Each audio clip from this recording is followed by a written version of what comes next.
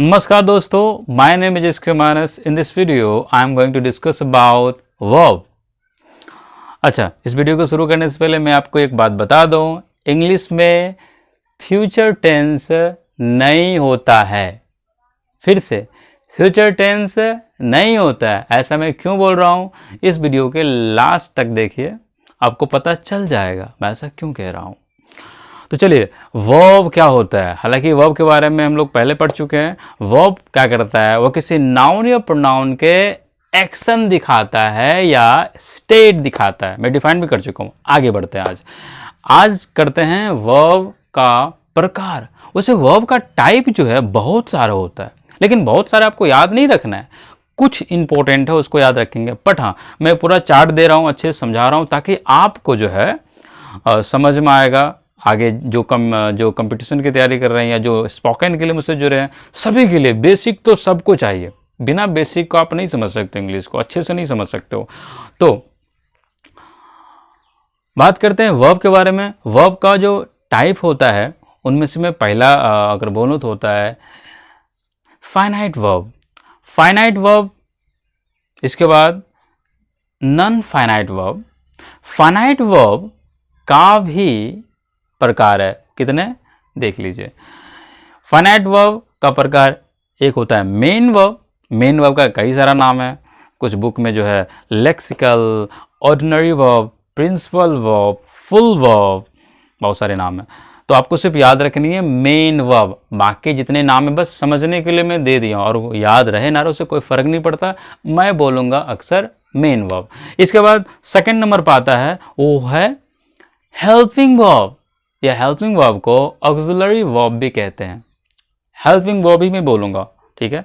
तो auxiliary verb. इसके बाद जो है मेन वर्ब का भी दो वेरिएशन है। इसको बोलते हैं पहला ट्रांजिटिव, सेकेंड को इनट्रांजिटिव वर्ब कहते हैं। ये सारा क्या होता है धीरे धीरे पढ़ेंगे, एक बार में तो पढ़ना संभव नहीं है। इसके बाद है अगला हम लोग देखते हैं, हाँ, हेल्पिंग वर्ब का भी अलग अलग प्रकार है। तो हेल्पिंग वर्ब में जो पहला होता है वो है प्राइमरी हेल्पिंग वर्ब। तो प्राइमरी हेल्पिंग वर्ब 3 होता है इंग्लिश में। कितने होते हैं, 1 2 3। इसमें से अगर मैं पहला बोलूं तो बी, डू और हैव, ये 3 शब्द है जो अंग्रेजी को पूरी तरह से घुमा रहा है।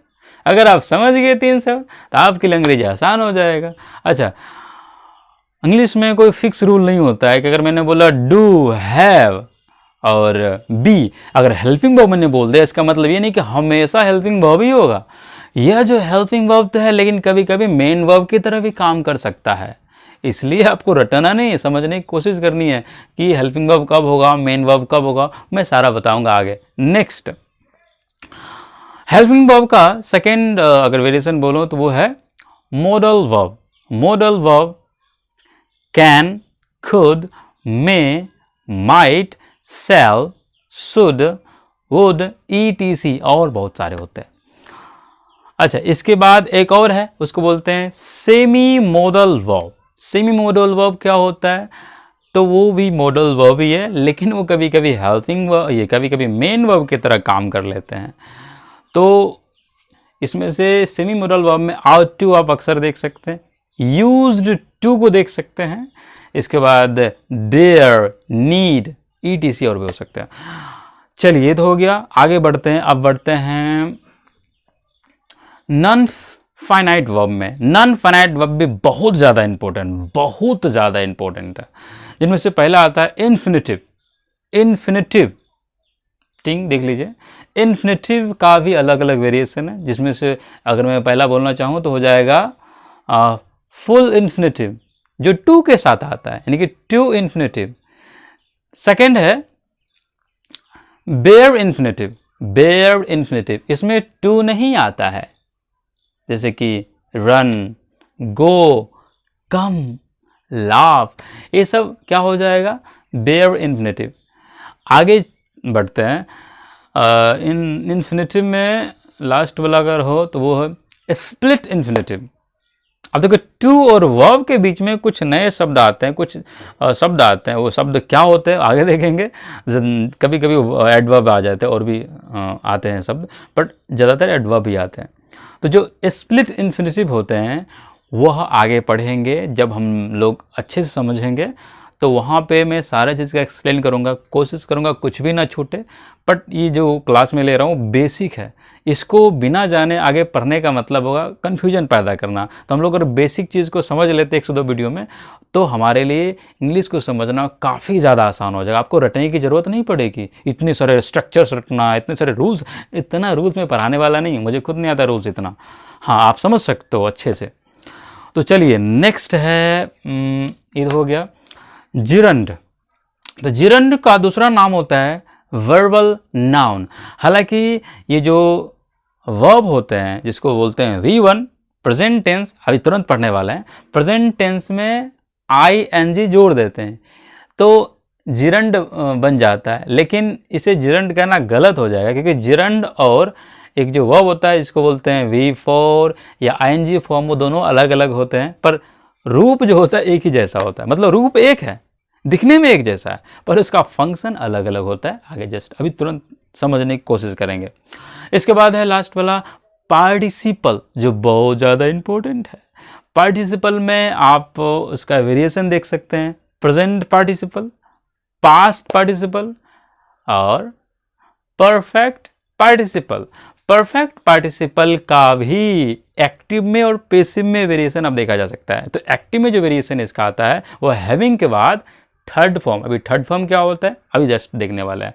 इसके बाद पेसिव में जो है हैविंग के बाद बिन, इसके बाद थर्ड फॉर्म आता है।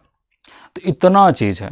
अच्छा, एक बात और मैं आपको बोल दूं कि वर्ब का ये चार्ट आपने देख लिया, इसके अलावा हम लोग जस्ट सेकेंड वीडियो में पढ़ने वाले हैं, क्योंकि बहुत ज़रूरी है वो, कि पढ़ेंगे जो डायनेमिक वर्ब क्या होता है, स्टैटिव वर्ब क्या होता है। तो ये दोनों वर्ब्स के बारे में पढ़ेंगे। जो स्टेट दिखाता है, जो एक्शन दिखाता है, वो वर्ब कौन कौन होते हैं, इसको कैसे पहचानेंगे। जस्ट इस वीडियो ख़त्म करने के बाद हम कोशिश करूँगा कि जल्दी बनाऊँ। इसके बाद अब चलता हूँ टॉपिक पे। मैंने जैसे शुरू में कहा कि फ्यूचर टेंस नहीं होता है, अब जानने वाले हैं। तो फ्यूचर टेंस क्यों नहीं होता है, इसका रीज़न है, तो चलिए समझते हैं। तो इसको समझने से पहले एक चीज़ समझेंगे कि टेंस क्या होता है। अच्छा, टेंस और टाइम एक नहीं होता है, टेंस और टाइम एक नहीं होता है। मैं ऐसा क्यों कह रहा हूँ, चलिए समझते हैं। तो टेंस और टाइम एक नहीं होता है, अलग अलग चीज़ होती है। तो टेंस क्या होता है, तो टेंस जो होता है वर्ब का रूप होता है, अलग अलग रूप होता है, जिसकी मदद से हम लोग टाइम को दिखाते हैं। फिर से, टेंस वर्ब का रूप होता है जिसकी मदद से हम लोग अलग अलग टाइम दिखा सकते हैं। ठीक है। Tenses refer to different forms of a verb और verb phrase which refer different times। मैंने यही बोला, अंग्रेजी में कुछ नहीं है। अब बात करते हैं, टेंस की मदद से अलग अलग टाइम को दिखाते हैं, जैसे कि present time, future time, past time. मैंने शुरू में कहा था कि फ्यूचर टेंस नहीं होता है, यानी कि टेंस नहीं होता है इसका मतलब ये नहीं कि फ्यूचर टाइम नहीं होता है, फ्यूचर टाइम होता है। अगर नहीं होता तो कैसे कहोगे मैं दिल्ली जाऊंगा, मैं पटना जाऊंगा, मैं मर जाऊंगा, मैं अमीर बन जाऊंगा। अच्छा, फ्यूचर टाइम को दिखाने के लिए हमें फ्यूचर टेंस की ज़रूरत ही नहीं पड़ती, वैसे भी है भी नहीं, ज़रूरत भी नहीं पड़ती। तो फ्यूचर टाइम को दिखाने के लिए हम लोग प्रेजेंट टेंस का इस्तेमाल कर सकते हैं। अच्छा, प्रेजेंट टेंस मैंने बोल दिया, ये क्या होता है, पास्ट टेंस क्या होता है। ठीक है, तो अभी जस्ट समझते हैं।